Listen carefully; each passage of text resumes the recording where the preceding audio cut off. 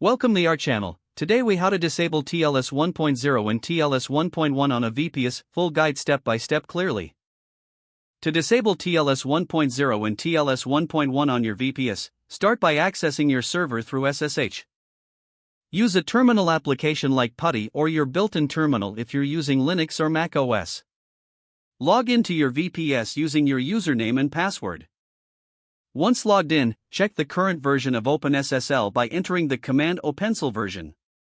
You may need to update OpenSSL to ensure that you have the latest security features. Use your package manager to update OpenSSL. For Debian or Ubuntu, run sudo apt-get update followed by sudo apt-get install OpenSSL. For CentOS or Red Hat, use sudo yum update OpenSSL.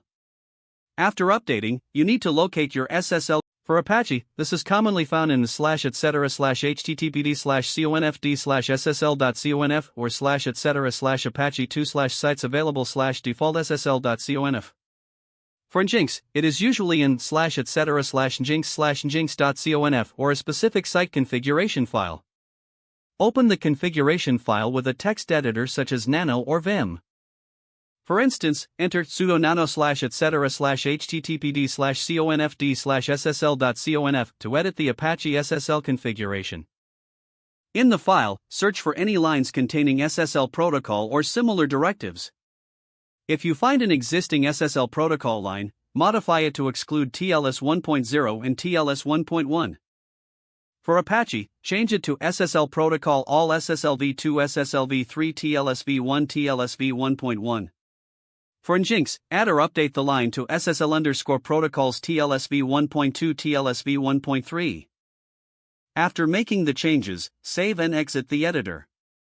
If you are using Apache, restart it with the command sudo systemcll restart apache 2 or sudo systemcll restart httpd.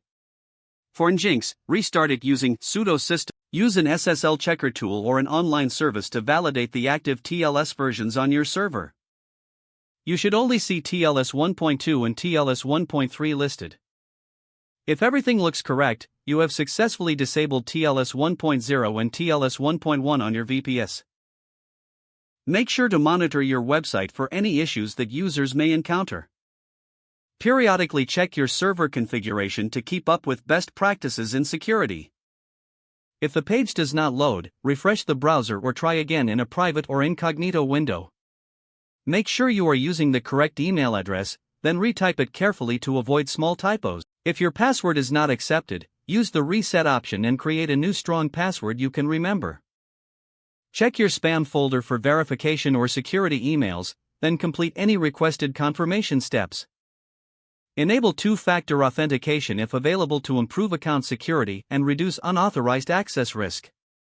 After signing in, review your profile details so your contact information and settings are accurate and current. If you see an error message, note it down and try again after restarting your device and internet connection. Log out when you finish, especially on shared devices, to keep your account and payment information secure. If the page does not load, refresh the browser or try again in a private or incognito window. Don't forget to like this video and subscribe to our channel for more step-by-step tech guides.